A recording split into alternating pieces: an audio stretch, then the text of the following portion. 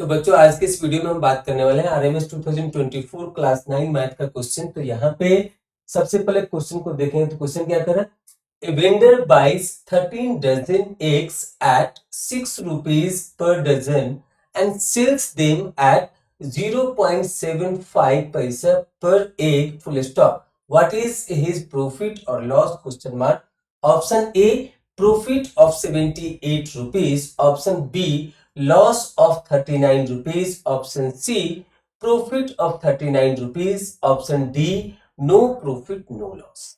तो यहाँ पे नो प्रॉफिट नो लॉस तभी होता है जब buying price and selling price दोनों बराबर हो, तभी होगा। तो सबसे पहले हमारे यहाँ पे as per the question target क्या होना चाहिए कि बाइंग प्राइस सेलिंग प्राइस को हम पहले फाइंड आउट करें, फिर उसको कंपेयर करें तो पता चल जाए कि वो प्रॉफिट है, लॉस है या फिर नो लॉस नो प्रॉफिट है।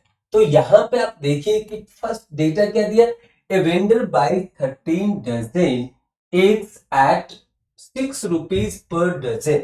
तो यहाँ पे जो इसका कॉस्ट प्राइस हो जाएगा वो क्या हो जाएगा, तो cost price is equal to यहाँ पे 6 rupees per dozen, 6 rupees per dozen हो गया इनटू 6 rupees 1 डजन का प्राइस है, तो 13 डजन का प्राइस कितना होगा, तो 13 डजन से मल्टीप्लाई हो जाएगा।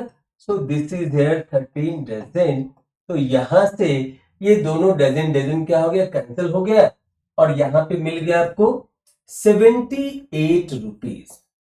ये आपको मिल गया cost price for 13 dozen of this eggs. So 13 दर्जन अंडों का दाम आपको मिल गया। अब आपको सेलिंग प्राइस यहाँ पे निकालना है, तो सेलिंग प्राइस क्या हो जाएगा, तो selling price is equal to, it has given 0.75 rupees और this is also called as 75 paisa. सो यहाँ पे 0.75 पर एक का प्राइस है, मतलब एक अंडे की दाम है 0.75 rupees और आपके पास कितना अंडा है, तो 13 डजन है। और हम जानते हैं कि एक दर्जन में 1 डजन में कितने एग्स होते हैं, तो वहां पे होता है हमारा कितना, 12। सो 0.75 पर एग इंटू 13 डजन इंटू 12 से मल्टीप्लाई कर देंगे तो क्या हो जाएगा, इतना एग हो गया, 13 इंटू 12 एग हो गया। तो यहाँ पे आप देखें तो ये एग और ये एग कैंसिल हो गया। तो अब जो आपको सेलिंग प्राइस मिलेगा वो मिलेगा, प्राइस मिलेगा।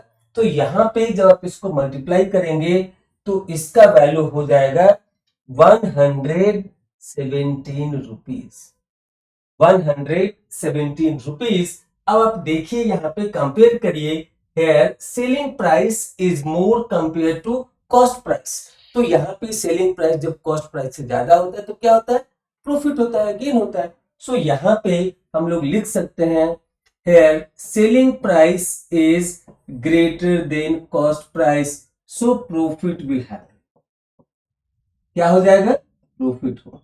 अब वो प्रॉफिट कैसे आएगा, तो profit is equal to, this profit is equal to selling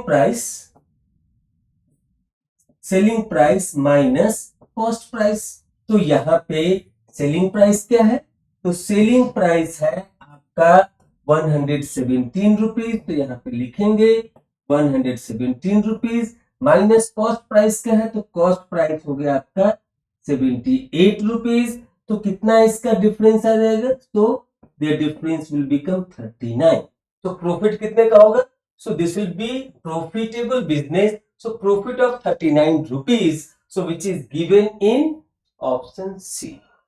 तो यहाँ पे सिर्फ ध्यान देने वाली बात था कि आपका ऊपर में दर्जन के भाव से दिया हुआ है और यहाँ पे सेलिंग के टाइम पे पर एक के हिसाब से दिया हुआ है। तो आप इसको फाइंड आउट कर सकते हैं यहाँ पे कि कितना प्राइस होगा और तब उसके हिसाब से क्या प्रॉफिट होगा या लॉस होगा, as per comparing this selling price and cost price. तो ऊपर में आपको प्राइस मिल गया ये कॉस्ट प्राइस और यहाँ पे मिल गया आपको सेलिंग प्राइस, दोनों को कंपेयर किए तो यहाँ पे selling price is greater than cost price. इसका मतलब है कि यहाँ पे प्रॉफिट होगा तो प्रॉफिट होगा। और यहाँ पे आप ये मिस्टेक नहीं करना कि यहाँ पे 6 इंटू 13 जो है, तो ये क्या दिया हुआ है, ये रेट दिया हुआ है 6 rupees per dozen. So dozen dozen gets cancel as per the multiplication. नीचे ध्यान दीजिएगा, यहाँ पे भी एक दर्जन में अगर 0.75 को 13 से मल्टीप्लाई कर देंगे तब जो आंसर आएगा वो फिर आपका डिफरेंस को क्रिएट कर सकता है, क्योंकि यहाँ पे प्राइस दिया है 0.75 पर एग और यहाँ पे 13 क्या है, डजन है। तो डजन और egg, 1 egg is not equal to 1 dozen.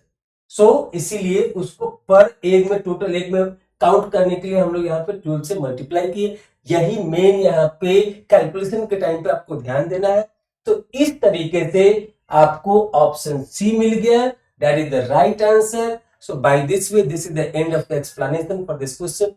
Thank you for watching this video.